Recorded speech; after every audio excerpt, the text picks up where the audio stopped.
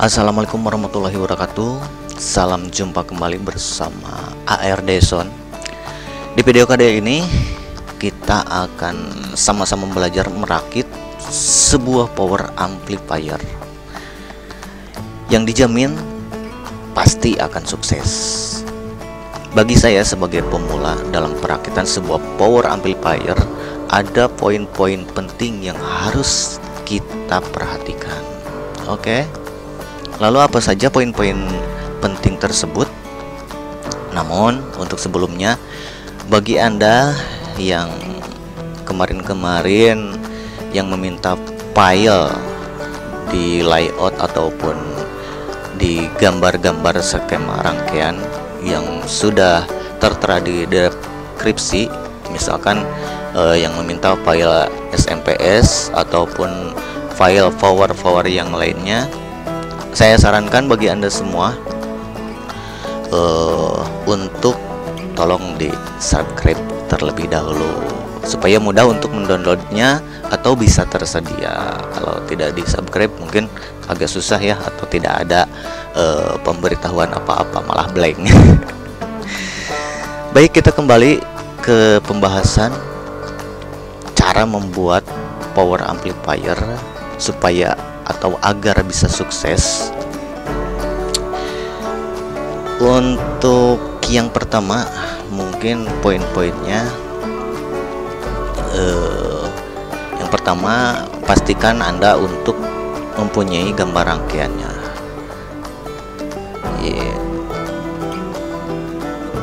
Mempunyai gambar rangkaian, terusan juga Anda memiliki gambar layout yang sudah benar.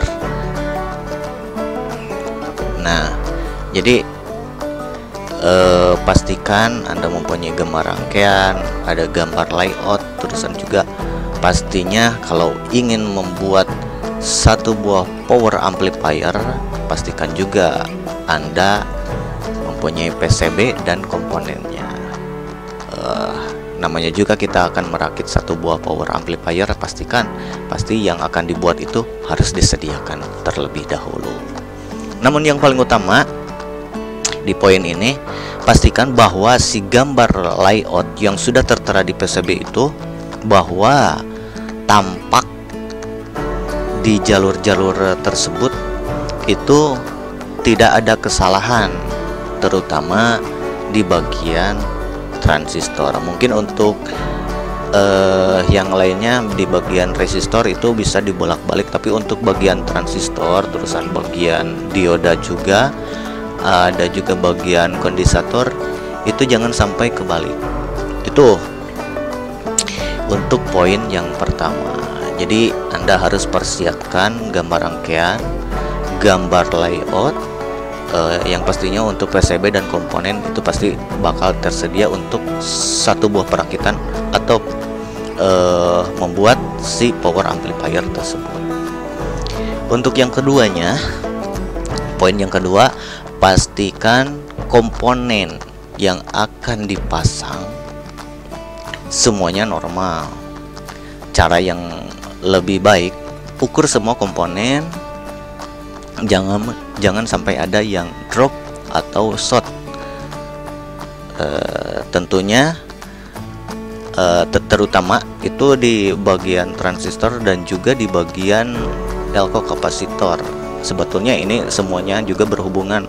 Di resistor juga terkadang ada komponen-komponen yang shortnya juga. Jadi alangkah baiknya di keseluruh komponen yang akan kita rakit itu diukur terlebih dahulu. Itu poin yang kedua. Untuk poin yang ketiga, cara pemasangan komponen diutamakan terlebih dahulu itu komponen yang paling kecil dahulu. Nah, itu kalau biasanya saya kalau ingin merakit di jenis rangkaian apapun, itu diutamakan perakitannya itu untuk pemasangan komponen-komponen yang kecil dulu ke bagian PCB-nya. Untuk pemasangan elko dan transistor dan dioda, dipastikan bahwa pemasangan ke PCB itu tidak terbalik. Nah, kalau tadi kan kita melihat dulu bagian jalur atau di bagian PCB-nya, di gambarnya tersebut, apakah itu PCB-nya itu udah benar tata letaknya, bagian transistor, bagian dioda dan elko itu bahwa sudah benar untuk min plusnya dan konektor kolektor basis emitornya. Nah, kalau udah benar, pastikan juga bahwa nanti pemasangan transistor itu jangan kebalik, atau pemasangan diodanya itu bagian min sama plusnya itu jangan sampai terbalik. Itu untuk poin yang ketiga. Poin yang keempat, jika sudah selesai pemasangan komponen di bagian driver, nah, jika sudah selesai di bagian driver, pasanglah bagian transistor final dengan benar, dan usahakan untuk transistor final.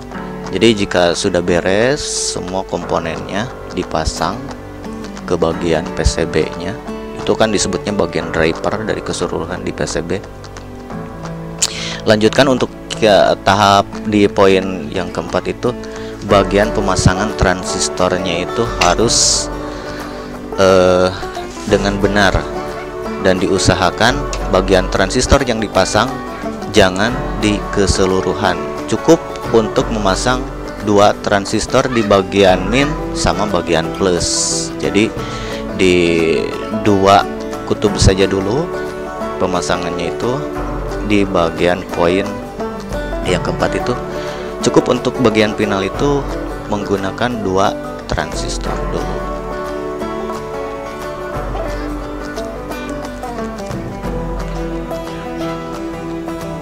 Jika sudah selesai di pemasangan ke bagian transistor final, untuk poin selanjutnya, poin yang kelima, pasang bagian kabel power supply. Ini untuk di bagian power supply atau untuk mensuplai ke driver tersebut, usahakan untuk mensuplai bagian driver dan untuk mengecek dan mencobanya itu menggunakan voltase yang kecil dulu. Jadi jangan langsung, misalkan si driver itu menggunakan maksimalnya itu menggunakan 55 volt, itu maksimal untuk mensuplai si driver atau power tersebut. Jangan langsung ke voltase yang besar, tapi terlebih dahulu kita coba dengan menggunakan voltasenya itu yang kecil dulu, misalkan kisaran 15 volt ataupun juga 20 volt. Nah, supaya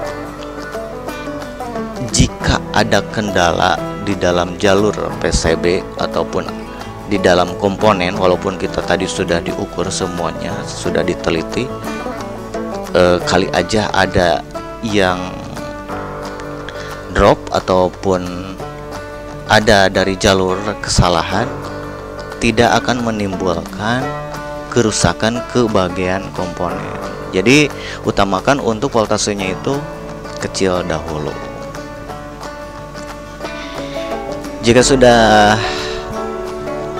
dicoba pemasangan dan jalur setrum, jangan dulu masukkan ke bagian speaker. Menurut saya sih, untuk poin selanjutnya kita masuk dulu mengecek. Nah, mengecek bagian min plus yang masuk. Biasanya kan kalau di driver power amplifier itu menggunakan tegangannya itu ada min plus, jadi menggunakan yang CT. Jadi cobalah ukur dulu bagian min plusnya itu, diukur tegangan yang masuknya itu apakah seimbang apa tidak. Nah, baru setelah itu kita masuk ke poin yang ketujuh, yaitu pengecekan bias basis. Ini sangat penting sekali karena ini berhubungan dengan karakter suara yang akan dihasilkan. Jika tidak seimbang dari poin yang 6, pengecekan tegangan, bagian min sama plus, terusan cek bias basis kurang maksimal atau tidak seimbang, maka biasanya ke bagian suaranya juga suka cacat. Nah, setelah dicek ke bagian bias basis, baru kita cek ke bagian 8, cek ke bagian DCO atau DC offset. Diusahakan untuk bagian speakernya itu untuk bagian tegangan 0, di antara 0 atau 0,25. Untuk selanjutnya baru kita pemasangan, cek ke bagian speaker. Setelah yang pastinya kalau sudah tercek semuanya di bagian tegangan, di bagian bias basis dan DCO masuk ke 0, berarti untuk pengecekan ke bagian speaker itu dipastikan pasti sudah nyala dan pasti bisa sukses menurut saya. Setelah itu semuanya bisa teraplikasikan, maka si driver power amplifier yang sudah dites dan mendapatkan suara input apabila kita pegang, apalagi kita mencobanya menggunakan sebuah alat musik dari HP. Nah, baru pemasangan selanjutnya di poin 10 itu pasang seluruh transistor dan voltasenya distabilkan seperti watt yang kita diinginkan. Misalkan nantinya itu menggunakan transistor final dengan menggunakan 8 atau menggunakan 6 sebelahnya itu. Nah, baru kalau sudah pengetesan semuanya dianggap normal, baru sesuaikan transistor dan sesuaikan juga voltasenya. Oke, demikian dulu. Mudah-mudahan ini poin-poin untuk perakitan di dalam power amplifier dijamin sukses dengan memakai poin-poin yang sudah saya paparkan untuk Anda semuanya. Dan mohon maaf apabila banyak kekurangan, karena saya juga masih sama seperti Anda. Mungkin Anda ada yang lebih mengetahui atau lebih jago di bidang pembuatan power amplifier. Tapi mudah-mudahan dengan ada acuan atau poin-poin yang saya pelajari atau paparkan di kesempatan kali ini membuat sedikitnya bisa lebih berhati-hati dalam membuat satu buah power amplifier. Demikianlah penjelasannya. Wabillahi taufiq wal hidayah. Wassalamualaikum warahmatullahi wabarakatuh.